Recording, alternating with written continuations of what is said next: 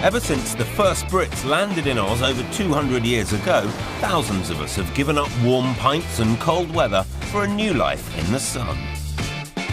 And over the last 2 years, I've helped 10 families make the big move. We've had drama. Come on, come on! We've had tears. This could be it. But we've had plenty of cause for celebration. We have a deal. Hey! And now I'm back to see some of my first recruits to discover how they've got on. I'm in Sydney, where Army man John Sharples decided to settle after years of moving his family around the globe. Though this was no easy search, thanks to a very tight budget and 3 generations under one roof. I would have liked an extra space for a bedroom, not a bed sit. I want to see how it's all worked out. It's obviously been a real labour of love. Yeah, we've been at it every weekend. Every weekend? Every weekend. And find out what Nana Jones been up to. I thought when I got here I would get a part-time job, but I haven't got time. I'm also being measured up by Melbourne's Aussie Rules team, who aren't exactly declaring me match fit. And I'm on property walkabout with a wife, seeing if there's anything out here that catches our eye. Well, when in Rome... It is the ultimate. I have to say it's the best house I've ever been in, and I've been in some pretty expensive ones. It's absolutely breathtaking. Welcome back to Australia!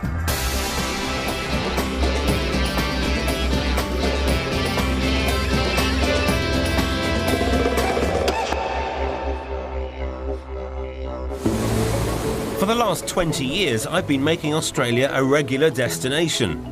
After all, many marvellous things come out of this great country. Everything from Ugg boots, stubby holders and Speedos to my gorgeous wife Fiona. I also know its property market inside out, thanks to our dream of one day buying somewhere out here. And 2 years ago, I began using this knowledge to help intrepid Brits start to build a brand new life down under. That's when I first met John and Jeanette Sharples, who after 10 years of constantly moving around the globe because of his job, decided to pack up the kids and the mother-in-law so they could finally put down roots in Sydney. For many Brits migrating to Australia, it involves a tearful goodbye to family and friends back in Blighty. But for the Sharples, it was anything but.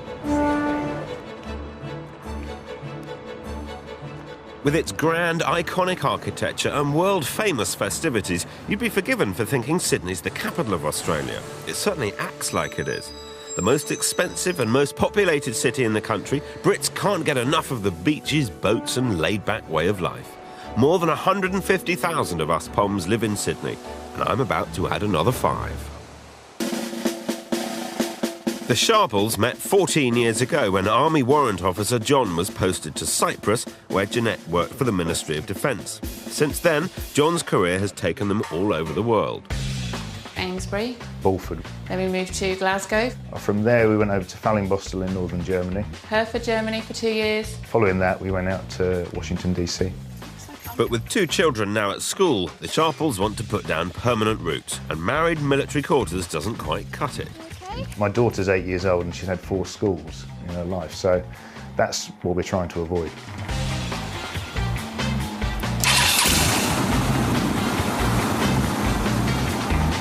John has swapped the British Army for the Australian Army, and the Sharples have moved to Cromer on the other side of the world, a beautiful suburb in the northern beaches area of Sydney.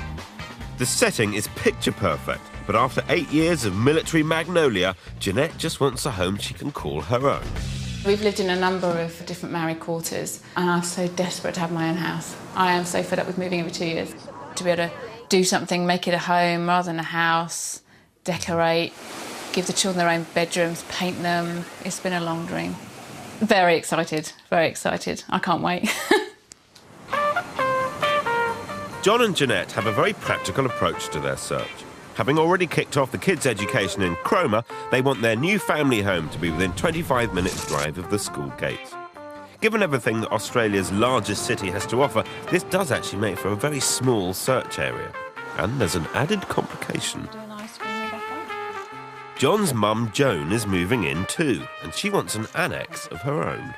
There are houses out there, but of course the ideal ones are well out of our bracket. You're talking like 1.5 million, so if we could find something like that for half the price, that would be okay. So whilst Nana Joan has her head in the clouds looking for a house within a house, John and Jeanette have their feet firmly on the ground. For them, it's all about practicalities. Room for the kids to grow, room for the kids to play, plus large living and storage spaces. The budget is £335,000, and that poses something of a problem. Round these parts, that figure only buys a fairly standard 3-bed bungalow. Now, my challenge is that John and Jeanette also want a granny annex, and it seems that the extra square footage is just not in the budget. What about the one on... And just as I've arrived in Sydney, the property market here has been named one of the least affordable in the whole world, with average house prices 8 times that of an average income. So with that in mind, finding a family home within budget's certainly going to be tricky. They're really going to need some help. I better get cracking. Time to meet the family at the military quarters they've been renting for the last 6 months. Anyone home? John. Hello, I'm Phil. Really nice to meet you. Very nice to meet you. This is Jeanette. Hi, pleased to meet you. How'd you do? I'm clear what John and Jeanette want, but I've been caught out by multi-generational searches in the past, so I'm going straight to the person who I suspect could be calling the shots. What's going on out here? Hello, everybody. Hello. Joan, I'm Phil. Pleased to meet you. Very nice to meet you. You must be Jack? Yeah. Hi, Rebecca. Hi. Well, Joan, I know part of this search is all about you and your requirements as well. What sort of things are going to make it work for you, Joan? A kitchen, my own bedroom, my own sitting space, really. So living room, kitchen, bedroom, door. Ideally, it would be that I could have my own door and come and go, Yeah. the same as the rest of the family can do their own thing. Well, we're going to head off, the three of us. Do you trust us to get it right?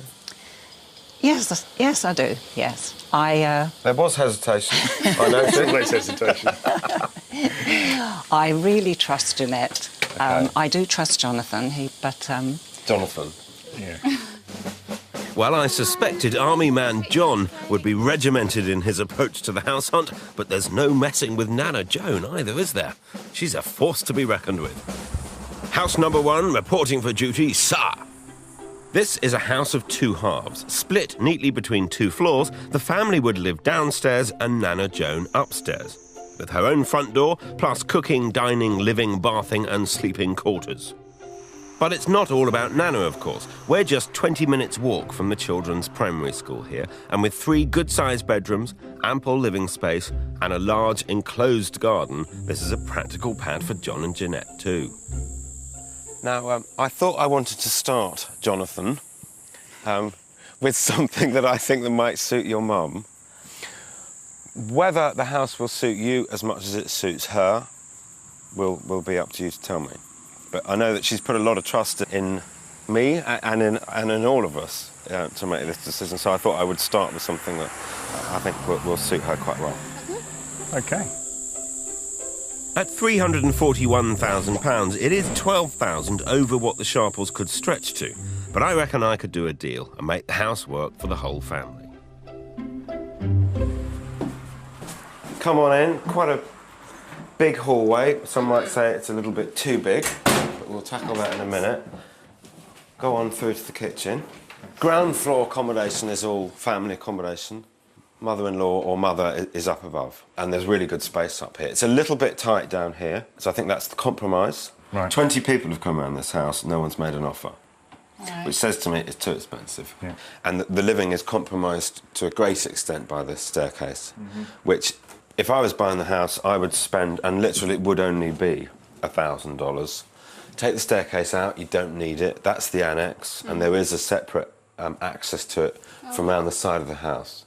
Well, I suppose if you not, all this was gone, if you extended the kitchen out as a sort of breakfast bar, and you could have that then as a kitchen diner, and then just utilise this as the lounge.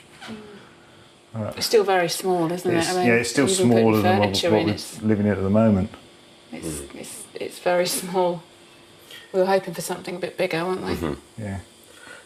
So the downstairs isn't winning any medals, but wait till they see the upstairs. So this is the granny annex. Yes. This is nice. This is huge. Yeah. This See is what we want huge. downstairs. So So the annex is essentially, I mean, it's almost half the house. Yeah. Bedroom, own bathroom, she wanted a big shower. Oh, this is perfect for what she was after. This is perfect for if the house was bigger downstairs. Yeah. Be ideal, wouldn't it? Absolutely perfect. This is actually the only one that I've got on my books where the annex is completely ready to move into. The bathroom's in it, the kitchen's in it, it's set to go. What the challenge is trying to find the happy medium between what you need and what she needs. Yeah. Oh yeah, and She'd as love you say, this this, is wouldn't she? perfect Yeah. for what my mum's after, or what we're looking for my mum. But Downstairs, it's just a bit too much of a compromise, isn't it? Well, I'm not going to be the one to disappoint her. I don't want to tell her that. oh, we won't mention this. Joan, we found something perfect for you, but Jonathan won't have it. Well, I'm glad we're laughing, but they're not going to find another ready-to-move-into granny annex like this one. Still, at least I know where their priorities lie. Well, you know, I wonder whether Jonathan will even tell his mother about my #1 granny annex and the fact that they've blown it completely out of the water straight off. Somehow, I think not. The joys of working for extended families.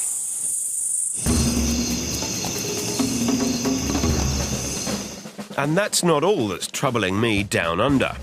If you fancy finding out about sporting jobs in Oz, then tonight I'll be doing the hard work for you. I'll be taking my wife Fiona to look round my favourite house of all time in Byron Bay. It's the best house I've ever been in, and I've been in some pretty expensive ones. It's absolutely breathtaking. And hoping my last house makes a better impression on John and Jeanette than I do. Oh no, there's a stranger in there already. I thought you said it was a nice area.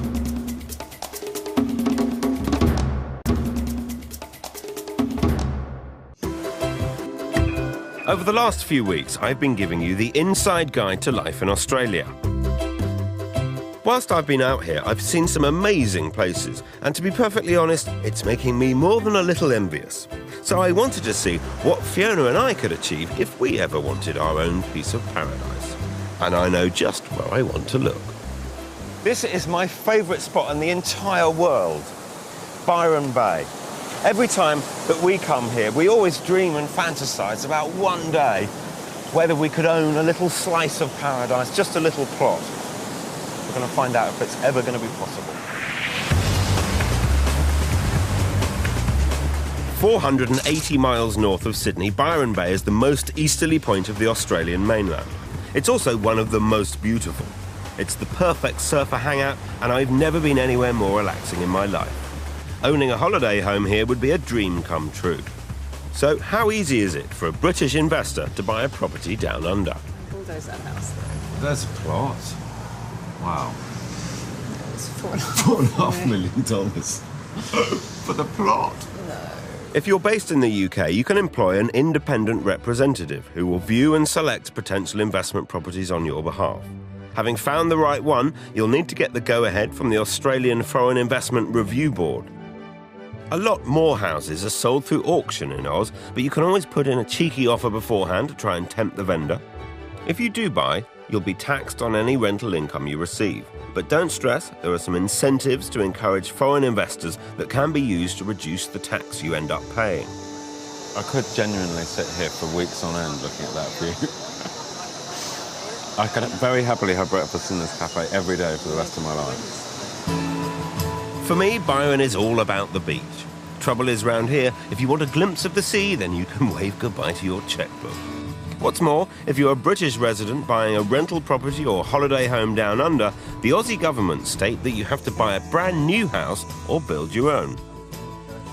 I hear you've got a bit of a project on here. Just a little bit of one, yes. The views are amazing. I'm meeting John Henderson, who built this heavenly house overlooking the bay. With 180-degree views looking over the sea, the lighthouse and the mountains, my perfect pad down under. Are we okay to have a wander around? Why not? Admire this. Fantastic. Great. It is just mouth-watering. I'd move in tomorrow, quite happily.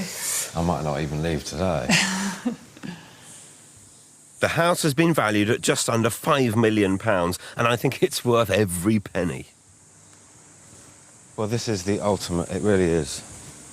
I have to say it's the best house I've ever been in, and I've been in some pretty expensive ones. It's absolutely breathtaking. The views and the house. A mini version of this would be great. Would it just? Yes. Struth! I better get back to work. Or buy a lottery ticket. Or for that matter, buy 10 lottery tickets.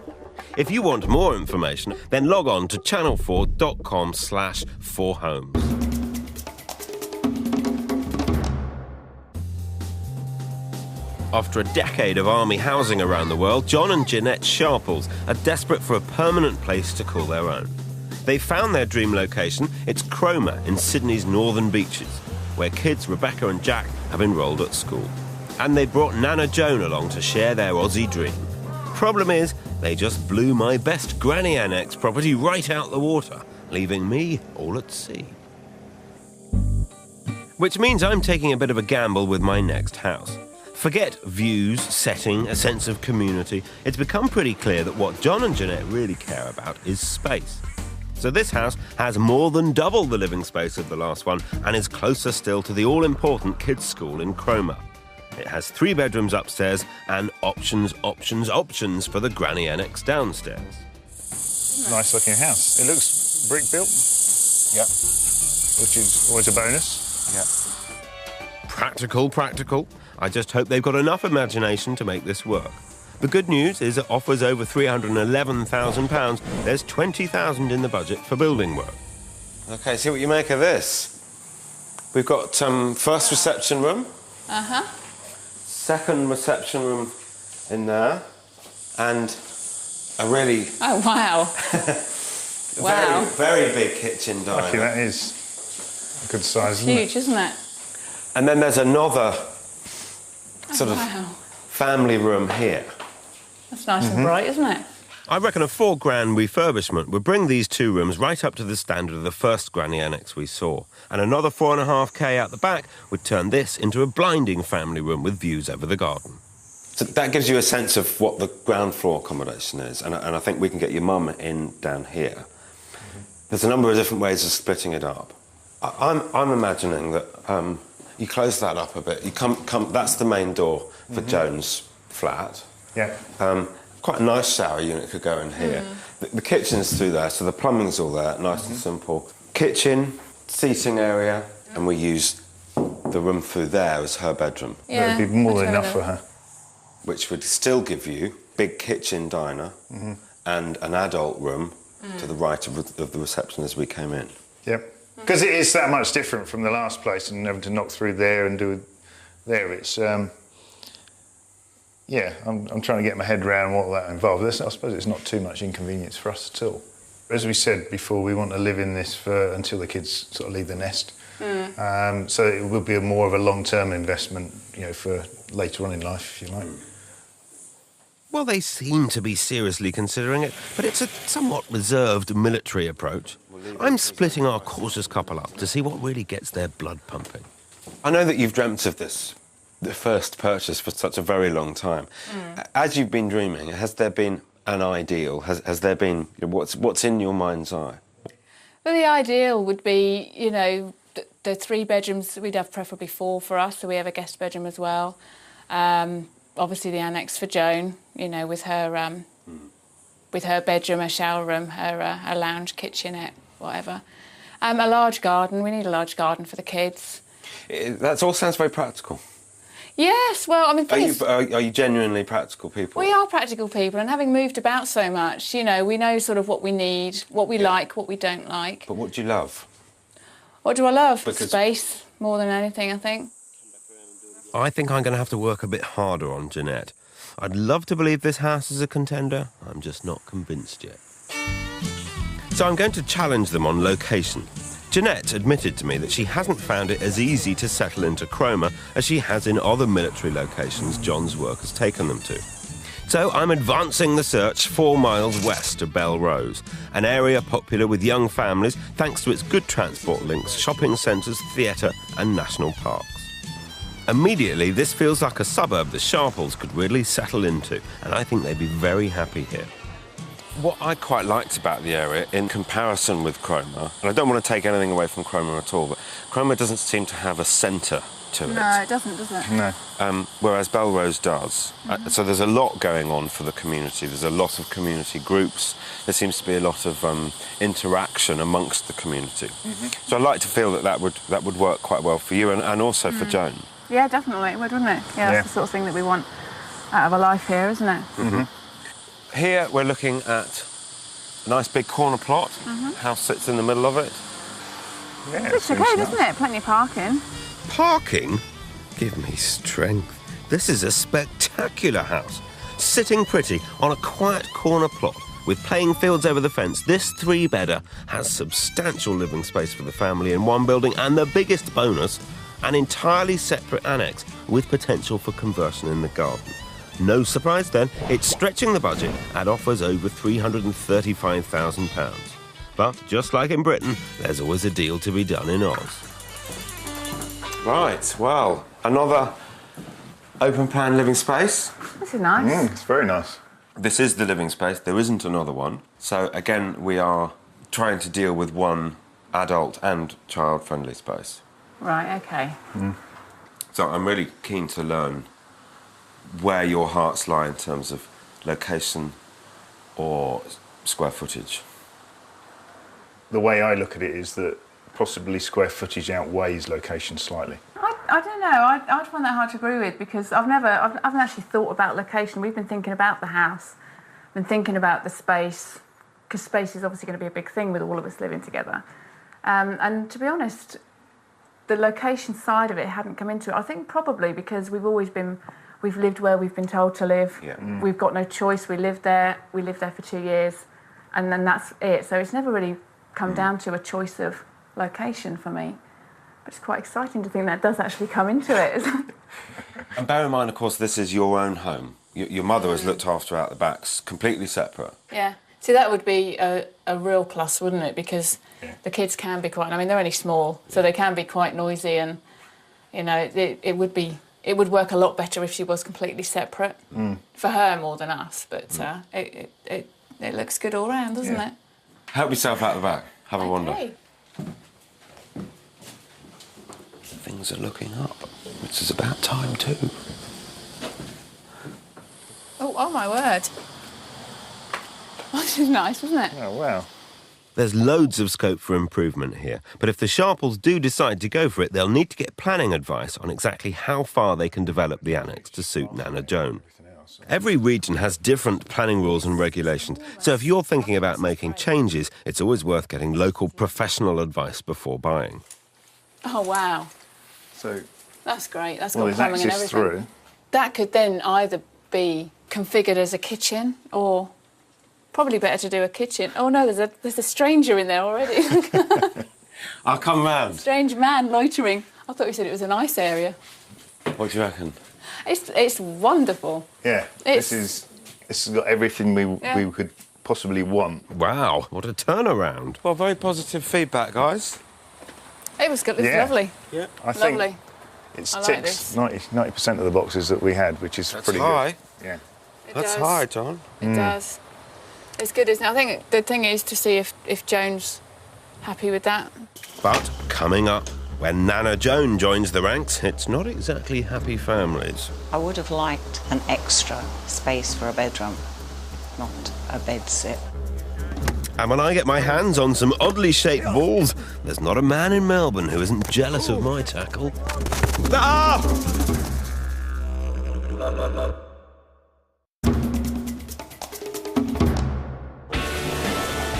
If there's one thing that defines the Aussie way of life, it's their total obsession with sport. And when we're over here, my family's no different, whether we're catching a wave or chasing wickets. Last year alone, over 75,000 Australians were employed in the sports industry. But there is one sport they're not so good at. Football. But at least not our kind of football, anyway. Aussie rules football is the most popular spectator sport. They've taken the rules of football and rugby, mixed them together, and in true Aussie style, turned them upside down to create a game with more bite than a 10-foot croc. It's also a game that's been causing me grief ever since I met my Australian wife, Fiona. This is my father-in-law, Len Mann. Man coming in, playing that kick behind. And this is him playing for Melbourne Football Club back in 1960. That's about the equivalent of playing for Manchester United in the UK. He's been giving me grief over my ball skills for years. Bloody hopeless. Can't be that difficult. Bloody hopeless. Phil has got heaps to learn. For a start, he's too slow, so I've got to improve his fitness level. I think he might have put on a pound over here. Whilst I'm here, I want to give you an inside look at the Aussie sports industry.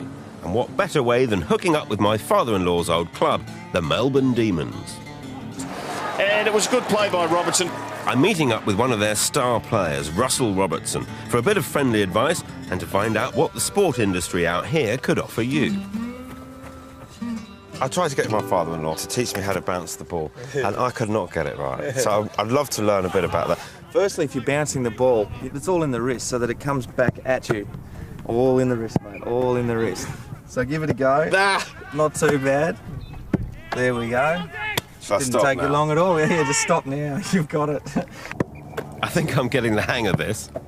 You're going to kick the goal, that's going to be 6 points. Remember, drop punt, spinning backwards. I can't miss. Right through the middle. Can't miss from here. Oh, nearly did as well. There's a goal. He's a natural. Someone sign him up. Where's the coach?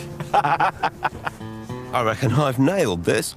Time to take my rightful place in the team. I'm sure I'll be more than a match for them. Yeah, right. Doesn't matter. Come on, Phil. I'll tell you what, I'll be giving my father-in-law a run for his money next time I see him. Oops. Or maybe not.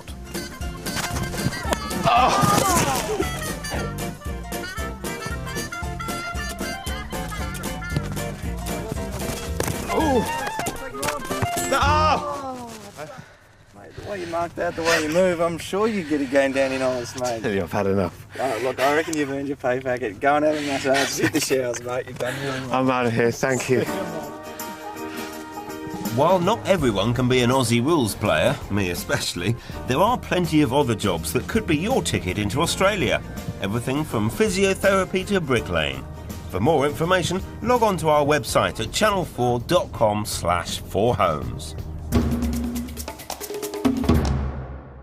Back in 2009, I helped the Sharples family look for a 4-bedroom family home with granny annex in New South Wales. Military man John had just joined the Australian Army, and the whole family, including Nana Joan, had moved to Sydney in search of their first permanent property in 10 years. Later, I'll be finding out how they're all getting on, but first, back to the house hunt.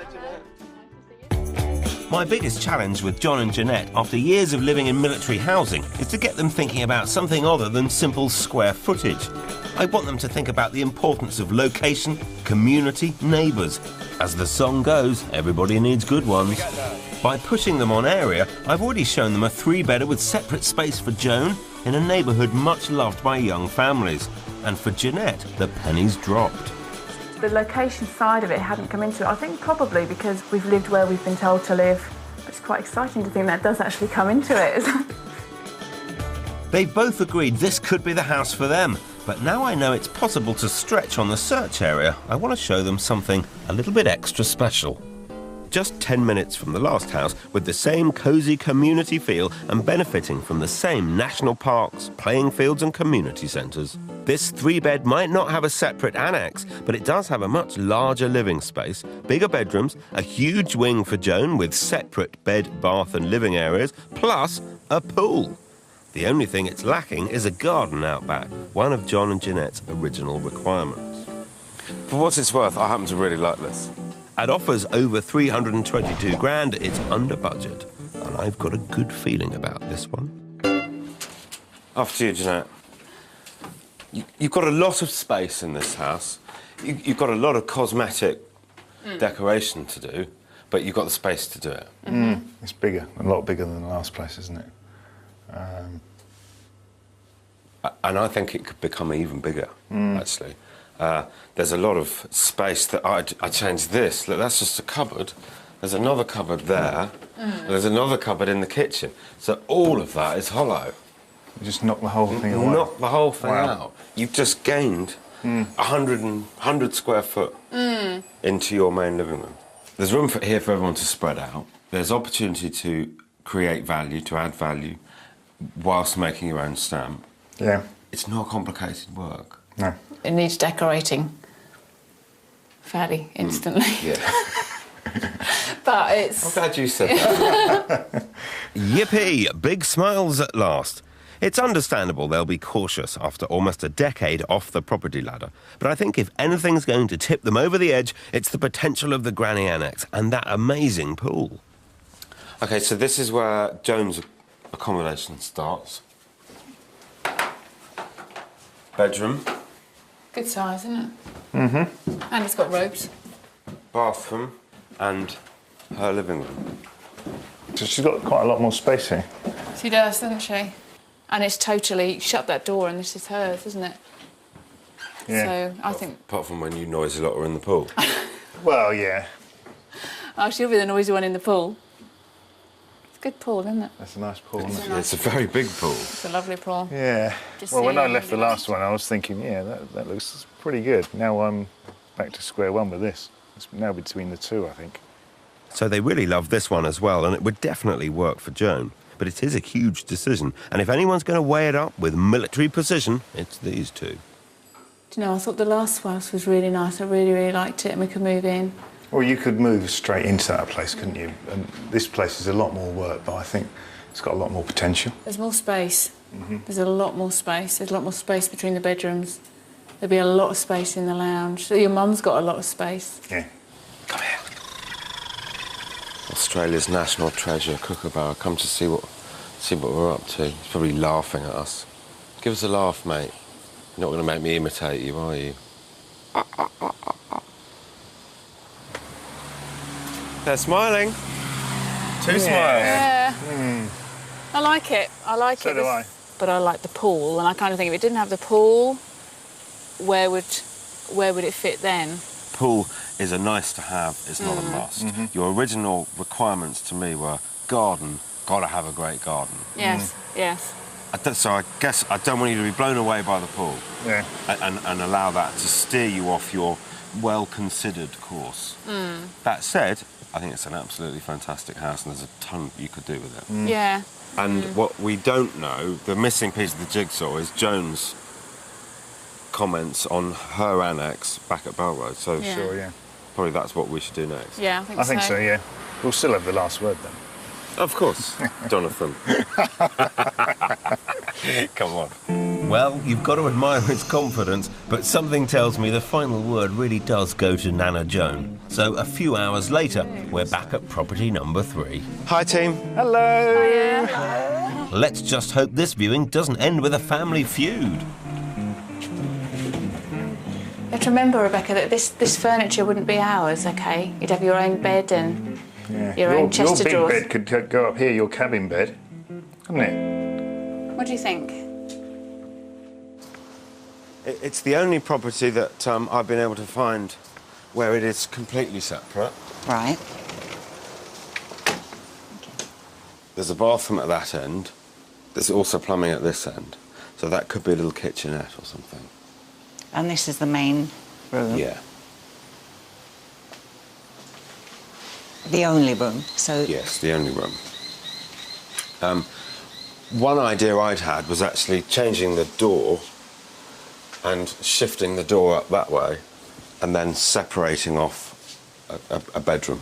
yes. So you came in there to your sitting area and came through into your bedroom.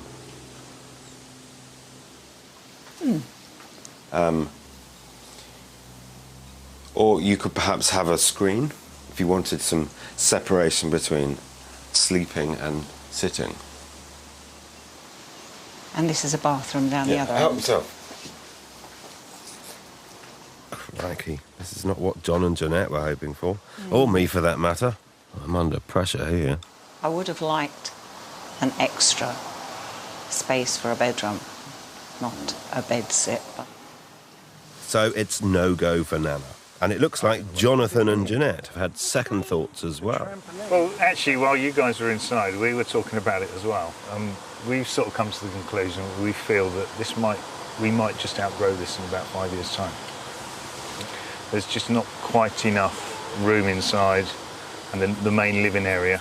So whilst this property is good for today, there's a concern that it might not still be good in 5 or 10 years' time, and you are looking for a long-term home. We are, yeah. Whereas the other house in French's Forest needs a bit of work, needs some money spending on it, but you can grow into, and you can see yourself there for a far longer time. I think so. I think so, yeah. Not being swayed by the swimming pool? A little, well, I think. I think the kids will love the pool, but I just think it's got more potential. OK, decision made. After offers over £322,000, it's a huge step, and they're not comfortable going in at the asking price. So I'm kicking off negotiations with a bid of £320,000. Helen, good morning. It's Phil Spencer. But they're not the only ones who've fallen in love with the house. I hear there's a bit of interest mounting. And there's bad news. John and Jeanette's offer has been matched by another interested party. I've got to try and strengthen our bid in other ways, but it's not working. How do I demonstrate their seriousness and ability to compete? Might we be able to engineer a situation in order to wrap it up today that we said at 3 o'clock, everybody, or the two parties' best bids needed to be on the table, and that was a one-shot, one-hit wonder? Sealed bids isn't usually how it's done out here, but if I can convince the agent to go for it, it'll stop us getting into a bidding war with the other buyer. 4 o'clock, best bids on the table. And can I therefore take it that after 4 o'clock, no further bids will be entertained? Pleasure. Bye-bye. John and Jeanette have been so cautious during this search, but now it's time to fight their corner. If they really want this house, they need to go in with a strong offer. Finally, we agree on £324,600. It's only £2,500 more than the offer's over asking price, so all we can do is bite our nails and hope to goodness the other interested buyer doesn't bid more. Finally, the agent calls me and I call Jeanette. There you go. Hello. Jeanette, hi, it's Phil. I've just been talking with the agent. Okay. And the news is good. The house is yours. Joking? No. Joking? Yeah, all yours. Oh, wow. Oh, my God, I'm stunned. Thanks very much. Talk to you soon. Okay, bye. Bye, Jeanette. Bye. Coming up, it's 2 years on and I'm back. Jonathan! Nice to see you. Hello, Jeanette. Nice to see you. I'll find out how 3 generations have coped under one roof. If I want to creep in without them knowing, I have to creep under the window. And whatever's become of their doer-upper. It's a bit different. Is this the same house?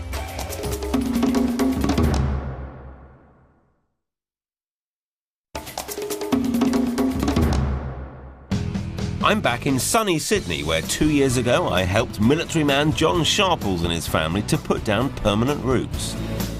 After years of moving around the globe from one army posting to another, John, his wife Jeanette and the kids Rebecca and Jack had never had somewhere to call their own. I was so desperate to have my own home rather than a house, decorate.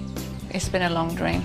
My mission was to find them a permanent base, big enough for the entire family and Nana Joan, which eventually brought us here, to what can only be described as a diamond in the rough. It needs decorating fairly instantly. Yeah. But it's... I'm glad you said that. Fortunately, John was a man with vision, and just 1 hour after moving in decided to make a start on the renovations. I love it when a plan comes together. But a few years on, how have the Sharples family coped with both renovation and with being such a long, long way from home? Time to find out. Well, here we are. This is it. 2 years on. I've come back to see what they've done and how they've all settled in together. I just hope they don't hand me a paintbrush and ask for help with the decorating. Jonathan! Nice to see you, Phil. Nice to see you. Hello, Jeanette. Nice to see you. Excellent. Very great to be here. Oh, fantastic Nice to see you. Nice to show you around what we've done to the house. It's a bit different. Is this the same house? Oh, wow. We've made it the odd change. Blimey. Go back 2 years and this house was trapped somewhere in the 1970s. Today, John and Jeanette have done an incredible job and the transformation is stunning. The lounge that was wallpapered within an inch of its life has been turned into one very contemporary living room. Meanwhile, the kitchen that demonstrated all that was wrong with Louvre doors and the 70s is not only extremely modern, but looks about twice the size. As for the bathroom that was retro, but not in a good way, well, check this out. It's now like walking into a hotel. The bedrooms too have undergone a dramatic makeover, ensuring that Mum, Dad and the kids all have what they've wanted for years, somewhere to finally call their own. It's obviously been a real labour of love, John. Oh, it has. It's so nice to walk in and think, oh, yeah, I remember skimming that wall. That's the thing. I think it's a lifetime of satisfaction and fulfilment. You know, we've been at it every weekend. It's every weekend? Well, with the odd one off now and weekend. again, but most weekends. Every weekend. For John, moving to Sydney has also meant being able to spend quality time with his brother Martin, who emigrated here 19 years ago. Though when he says quality time, what he actually means is DIY. It's been brilliant being close to Martin. I hadn't seen him for a while, and now I see him all the time, which might be a good thing or a bad thing. I don't know. You have to ask him. Has its moments. Well, it's been a long time since we were all together, and it's worked out really well, other than the fact that I've spent half my life helping to build a house. So despite starting a new life down under, John's actually surrounded by family. He's got Martin helping with the DIY, Jones living in, and he has another brother just a few hours away in New Zealand. Though for Jeanette, it's a little tougher as some of her nearest and dearest are 10,000 miles away. John doesn't have any ties in the UK at all, whereas all my family are there. Okay. So for me, it's not quite as cut and dry as John. Yeah. You know, I do miss UK, I do miss my family. And I guess having spent so much time doing the house up, you probably haven't got back to the UK. It's the longest stretch actually without seeing my family. Okay. It'll be 3 years, which is it's always been long. once a year. Yeah, I do find it's a bit long. I mean, I'm not, you know, I love the lifestyle we've got out here. I'm happy, but there's I still have that need. What about Jack and Rebecca? They've settled in really, really well. They've got loads of friends. We've got a great school just up the road, walking distance up the road. They're enjoying it, they're loving it. Spend all summer in the pool.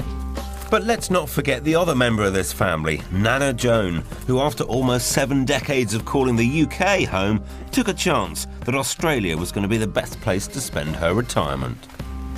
Fortunately, it's a decision that's really paid off, as she seems to have blossomed into a social butterfly. Yeah, he's still there. No, this isn't her new boyfriend, just a friend. But from what I hear, these days you're lucky to even catch her at home.